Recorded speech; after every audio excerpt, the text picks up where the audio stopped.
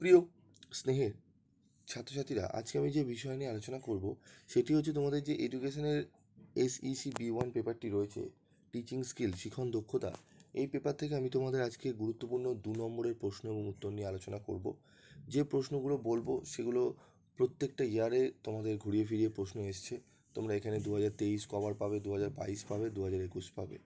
তো প্রত্যেকটা ইয়ারেই তোমাদের কিন্তু প্রশ্ন ঘুরিয়ে ফিরিয়ে এসছে। তো দেখে নেবো আমাদের প্রশ্ন এবং উত্তরগুলো। তো দেখো, আমাদের 2 মার্কসের কোশ্চেনগুলো যেগুলো রয়েছে এখানে: শিক্ষণের সংজ্ঞা দাও, কার্যকরী শিক্ষণে শিক্ষকের ভূমিকা কী, উত্তম শিক্ষণের 2টি বৈশিষ্ট্য, শিক্ষণের প্রভাব বিস্তারকারী 2টি উপাদান, প্রশিক্ষণ বলতে কী বোঝো, প্রশিক্ষণের 2টি বৈশিষ্ট্য, অনুশীলন কী, অনুশীলনের 2টি বৈশিষ্ট্য, অনুশীলনের 2টি অসুবিধা, অনুশীলনের সুবিধা। ঠিক আছে, পরপর সাজানো রয়েছে, সিলেবাস মেনটেন করে কিন্তু সাজানো রয়েছে। তো এইগুলো পড়ে নিলে অনেক প্রশ্ন তোমরা কমন পাবে। অনুকৃত শিখন কাকে বলে, অনুকৃত পাঠ কী, সংহতি শিখন কী, শিখন দক্ষতা 2টি নীতি লেখো, পাঠ উপস্থাপনার দক্ষতা কী, শিখন সহায়ক উপকরণ কী, শিখন নকশা কাকে বলে, উৎসাহ দানের দক্ষতার উপাদানগুলি কী কী, শিখন নকশার ধাপগুলি কী কী, শিখন নকশার 2টি গুরুত্ব উল্লেখ করো। ঠিক আছে, তো চলো আমরা এক এক করে প্রশ্নগুলো, 20টি প্রশ্ন এখানে রয়েছে, আরও প্রশ্নের উত্তর এক্সট্রা তোমাদের পাবে এখানে। তো দেখো, শিখন হলো এক ধরনের আন্তর্ব্যক্তিক প্রভাব, যার লক্ষ্য হলো অন্য ব্যক্তির আচরণের পরিবর্তন ঘটানো। শিশুদের মধ্যে সঠিক অনুভূতি সঞ্চালনের অন্যতম উপায় হলো শিখন।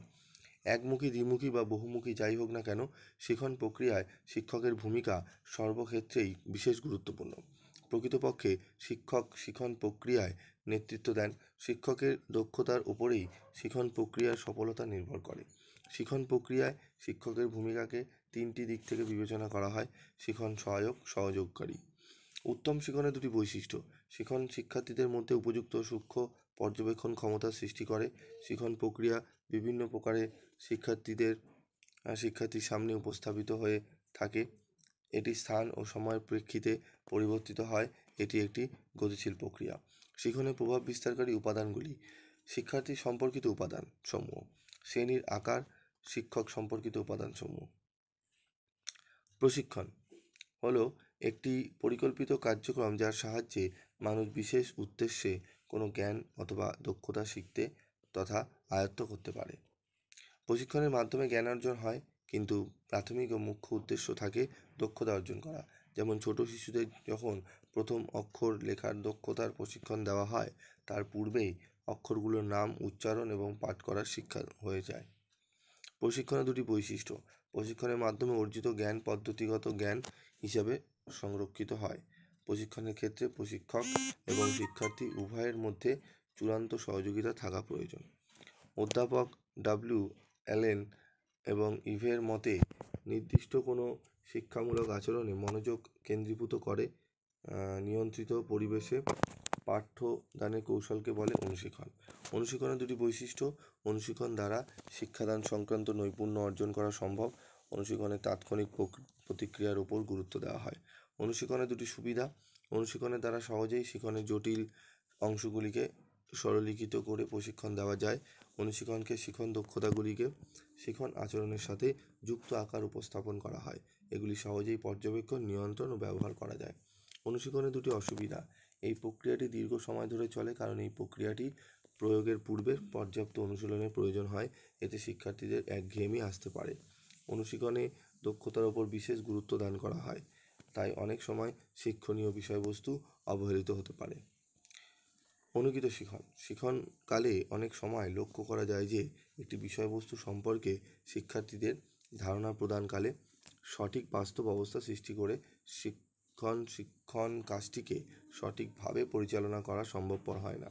এইসব ক্ষেত্রে ওই বাস্তব অবস্থার প্রায় কাছাকাছি একটি কৃত্রিম অবস্থা সৃষ্টি করে তার মাধ্যমে বিষয়বস্তু সম্পর্কে শিক্ষার্থীদের একটি প্রকৃত ধারণা চিত্রায়নের চেষ্টা করা হয়ে থাকে।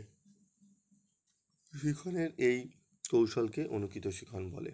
অনুকৃত পাঠ: অনুকৃত পাঠ হলো অনুপাঠের একটি সংস্করণ মাত্র, যা একটি শ্রেণীকক্ষে পরিচালিত হয়ে থাকে। বৃহত্তর শিখন চলাকালীন শিক্ষক মহাশয়কে অনেক ধরনের আচরণ করতে হয়। শিক্ষক মহাশয় শিক্ষার্থীদের উপযুক্ত শিক্ষা দেওয়ার জন্য এই ধরনের আচরণ প্রয়োগ করে থাকে। এই ধরনের আচরণগুলিকে উপাদান বলে। এই প্রতিটি আচরণ হলো অনু, কারণ এই আচরণ হলো সবচেয়ে ছোট আচরণ। যে ধারায় শিক্ষার চিরাচরিত বিশেষ বিষয়গত বাধাগুলি অতিক্রম করে শিক্ষার্থীরা ওই বিষয়ের সাথে একাত্ম হতে সার্বিক জ্ঞান প্রকরণ, পরিমার্জন ও তথ্য উপস্থাপনের সুযোগ পায়, তাহাই হলো সংহতিমূলক বা সমন্বিত শিক্ষণ। শিক্ষণ দক্ষতা দুটি নীতি।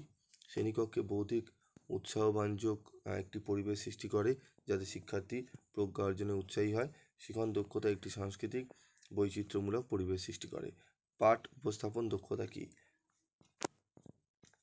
হার্ভার্ডীয় পঞ্চম সোপানটির প্রথম সোপানটি হলো প্রস্তুতি, যেখানে শিক্ষক শিক্ষার্থীদের পূর্ব জ্ঞানের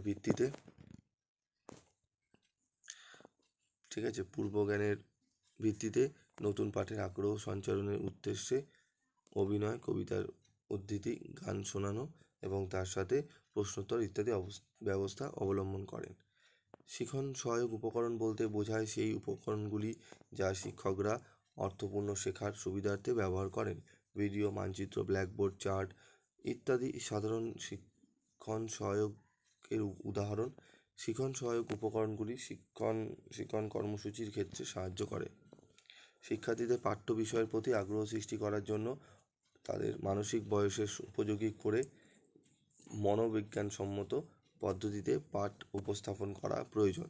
বিদ্যালয়ের নির্দিষ্ট সময়সীমার মধ্যে নির্ধারিত শিক্ষার লক্ষ্যে শিক্ষার্থীদের পৌঁছে দেওয়ার জন্য শিক্ষক মহাশয়ের পাঠ্যদান প্রক্রিয়া সুনিশ্চিত ও লিখিত রূপটি হলো শিক্ষণ নকশা বা শিক্ষণ পরিকল্পনা।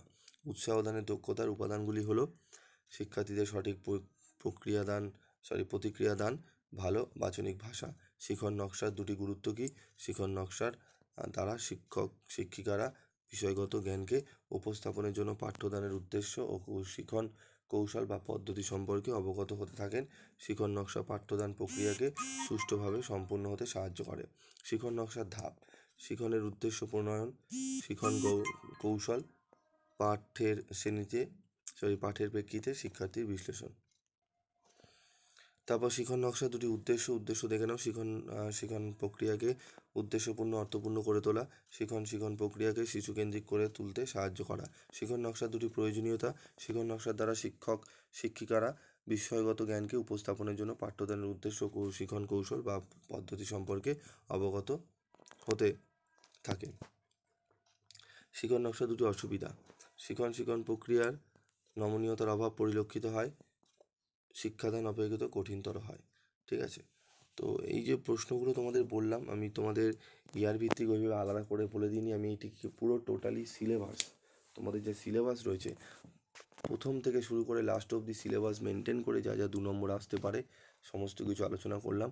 এইভাবে পড়লে তোমরা ঘুরিয়ে ফিরে এই প্রশ্নগুলোই কিন্তু সিলেবাসের বাইরে তো কোশ্চেন হয় না, এই প্রশ্নগুলোই ঘুরিয়ে ফিরে বিভিন্ন ইয়ারে এসছে।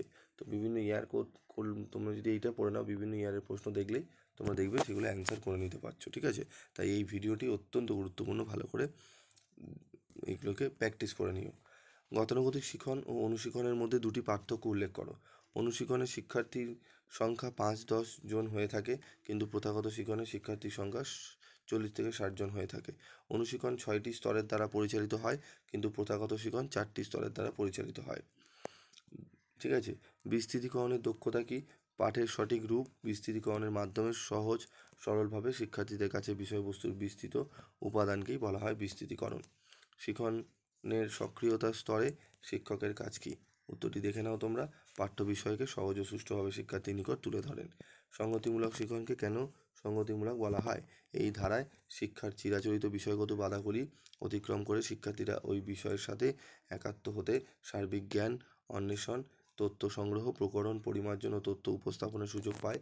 অর্থাৎ শিক্ষার্থীদের এই বিষয়ের সাথে সংগতি হতে সাহায্য করে বলে একে সংগতিমূলক শিক্ষণ বলে। ব্ল্যাকবোর্ড ব্যবহারের দক্ষতা কী? ব্ল্যাকবোর্ড হলো শ্রেণীকক্ষের একটি অপরিহার্য শিক্ষা সহায়ক উপকরণ। পাঠ্যদানের সময় শিক্ষক মহাশয়কে পাঠের মূল বিষয়, উল্লেখযোগ্য শব্দ, সারাংশ এবং শিক্ষার্থীদের দেওয়া প্রশ্নের উত্তর ব্ল্যাকবোর্ডে লিখে রাখতে হয়। বোর্ডে লেখার সময় কোনো বানান যাতে ভুল না হয় সেদিকে লক্ষ্য রাখতে হবে।